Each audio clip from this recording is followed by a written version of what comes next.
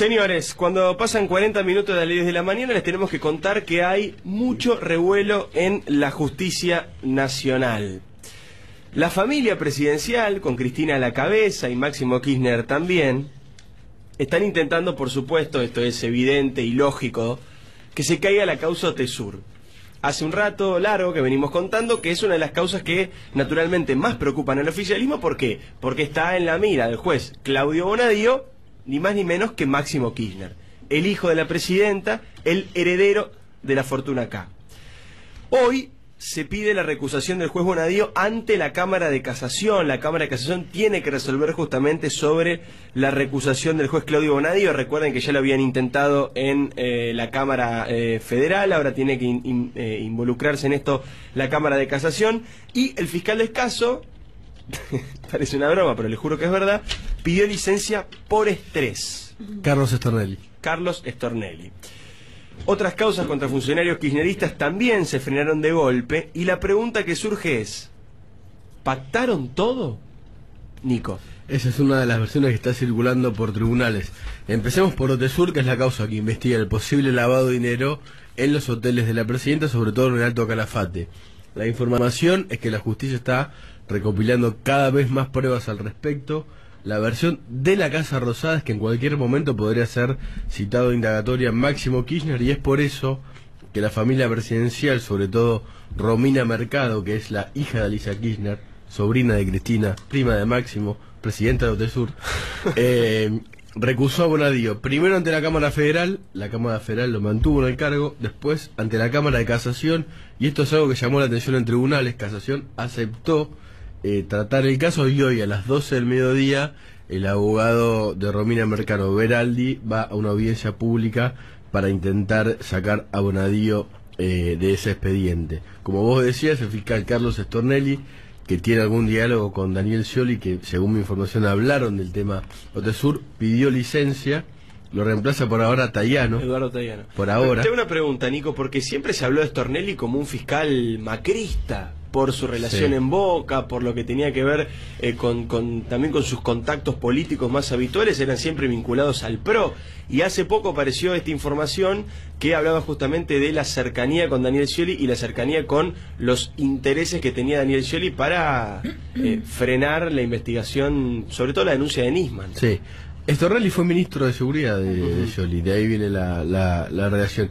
La frase que me dicen de que Scioli hizo trascender en los tribunales es: si quiero ser presidente necesito que esta causa se frene. ¿Por qué? Porque lo que me dicen a mí es que, las fuentes de la justicia, es que Scioli quiere de algún modo llevarle a la presidenta como una especie de prueba de que él se está ocupando... De prueba de amor. De prueba de amor, de que se está ocupando del caso Otesur en tribunales, y sobre todo del caso Nisman, ¿no? También porque tiene una relación con el camarista Jorge Ballesteros. Veremos si se cae la causa Otesur. La causa Nisman ya se frenó, ¿no? Que era la que más preocupaba a la familia presidencial, y los otros casos de corrupción avanzan de a poco, de vuelta, como estaban antes, ¿no? de la embestida del Poder Judicial contra la justicia, contra el Poder Ejecutivo, o viceversa. Claro. Nombraba Nico recién el tema de la causa Nisman. Recordemos, hoy está la situación de la recusación de Bonadío, que habrá que ver cómo lo resuelve la justicia. El 8 de abril, o sea, pasado mañana, está la audiencia pública para tratar la recusación del fiscal Moldes, que es justamente el que había avalado la denuncia de Nisman por el presunto encubrimiento en esta causa de la presidenta de la Nación, el canciller Timerman, y Andrés el Cuervo Larroque, el diputado de la Cámpora.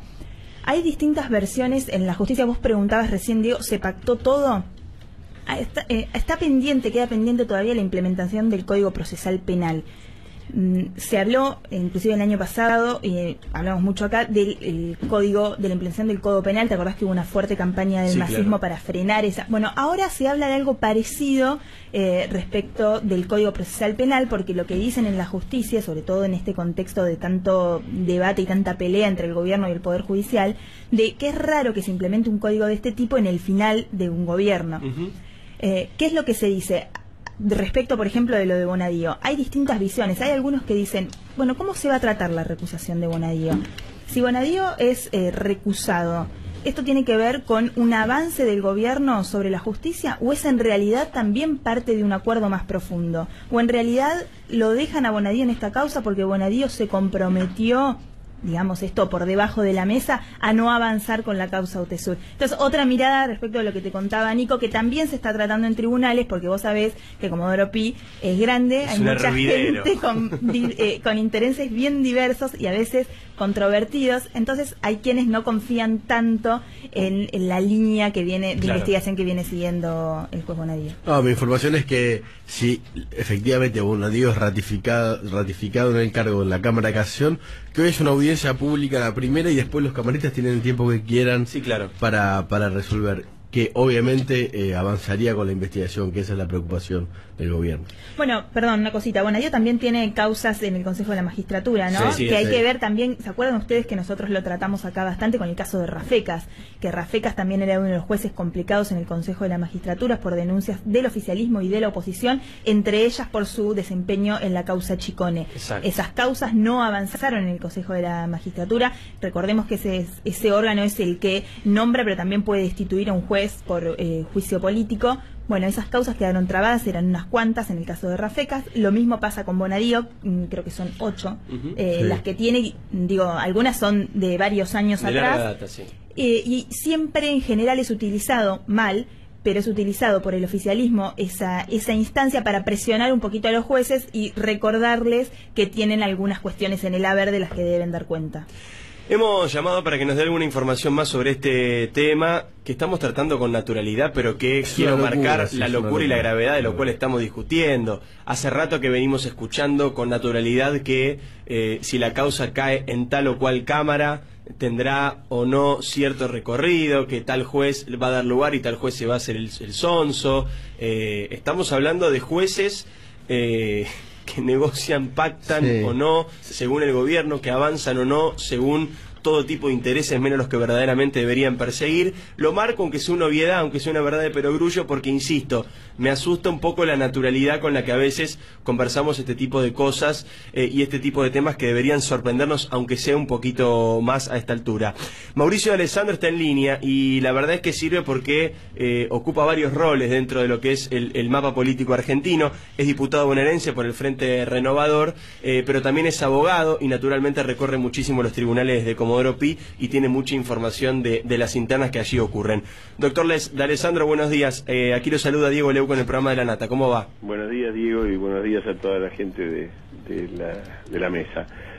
Bueno, la realidad es que además de esto, Diego, yo a mediados de diciembre interpuse el amparo que frenó la designación de los 16 fiscales que Gil Carbó había designado entre gallos y medias noches. Y la realidad también es que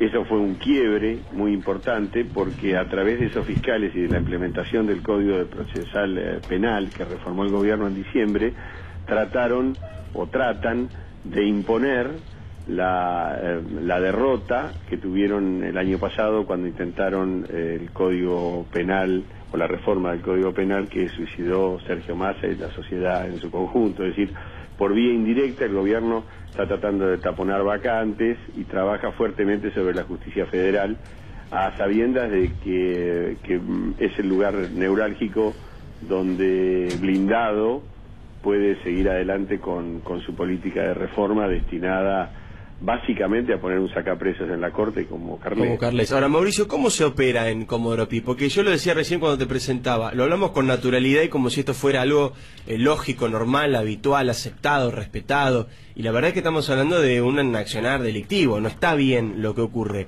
¿De qué manera se negocia? ¿De qué manera se presiona? ¿Qué es lo que se ofrece? ¿Qué es lo que se troca? ¿Qué es lo que se cambia? Los métodos son sutiles, no todos tienen que ver. Hay jueces además a los cuales los seduce el poder, ¿no? Hay jueces que jugar al tenis en Olivo le cambia la vida, ¿no? En su momento, cuando era tenis, y después el poder tiene eso del síndrome de Estocolmo y el tipo termina siendo amigo y preso de su propia inconsistencia. Por ejemplo, a Moldes claramente le ofrecieron o le insinuaron que si seguía en su tesitura de apelar y mantener la apelación de Policita, era probable que su hijo nunca llegara a juez o a fiscal, no sé lo que tenía pendiente. Es decir, hay métodos sutiles, Básicamente además porque en este momento hay más de 60 vacantes, jueces y fiscales en la Justicia Nacional que Cristina Fernández de Kirchner no llena, los tiene arriba de su escritorio, pero prefiere mantener subrogantes afines o pendientes de una designación que le garantizan mayor pertenencia que alguien que ya tiene la inamovilidad que todo juez tiene. Es decir, hay decenas de métodos. Olvidémonos del más mencionado, que era el famoso sobre, que en definitiva no quedó más que en un mito, pero la realidad es que existen decenas de métodos y el gobierno ha aplicado claramente todos, ¿no?, para obtenerlo. Respecto de lo que pasó con la Cámara, con la Sala Primera, el voto contrario de Freiler y de Ballesteros, está emparentado con lo de Tesur que vos hablabas recién, Diego.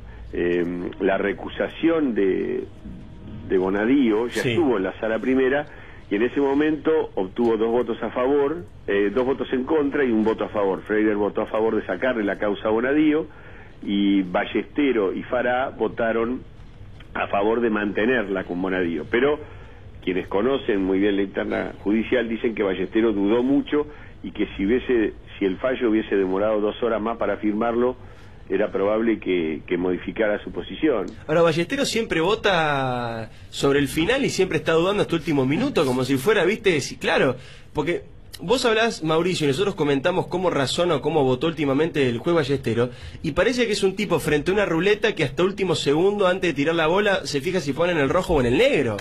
Digo, ¿cómo puede ser que una decisión judicial llegue hasta la última instancia? Evidentemente, ahí no hay una cuestión vinculada a argumentos técnicos ni argumentos jurídicos, sino cuestiones netamente políticas. Los jueces, ante que nada, son abogados. No nos olvidemos que los abogados tienen la mitad de la biblioteca para un lado y la mitad para el otro. Tenemos facilidad para encontrar el resquicio o la grieta, en este caso legal. Lo que hace cualquiera, desde el más frío análisis, los votos de los jueces podrían ser objeto, si no existiera el condicionamiento político, uno podría pensar que hay fallos y votos inocentes, ¿no? Pero la realidad es que es muy difícil. Igual Ballesteros es un juez que tiene más de 20 años en la profesión, ha sobrevivido como las cucarachas, que tienen más de 4.000 años. Había cucarachas hasta en la tumba de Tutankamón. Es decir, la realidad es que es gente que está en tribunales y sabe muy bien cómo maniobrar en estos temas. También es cierto que hay una responsabilidad política del juez cuando el juez tiene que resolver. Yo creo que, digamos, claramente en todas estas causas que son políticas hay posibilidades de votar para un lado o para el otro y claramente los jueces resuelven. Generalmente los jueces esperan, o sea, le aplican a los expedientes lo que se llama en tribunales la cronoterapia, que es que el expediente está ahí y si algún día lo voy a usar, y lo dejan, y lo dejan, y lo dejan. Es más, el otro día me contaba un juez de la Justicia Federal, enfurecido, que se había ido de vacaciones y cuando volvió una causa que estaba en cronoterapia, la habían sacado del último puesto y la habían puesto arriba de todo. En lo que él interpretó como un mensaje del poder político. Era muy gracioso escucharlo porque era alguien muy importante, una figura muy importante del gobierno, y él decía que le habían mandado un mensaje porque le habían desacomodado el orden de la cronoterapia. Y bueno, todo el mundo piensa en el 11 de diciembre. El gobierno en ese aspecto, la verdad que es ingenuo. Lo único que puede salvar a este gobierno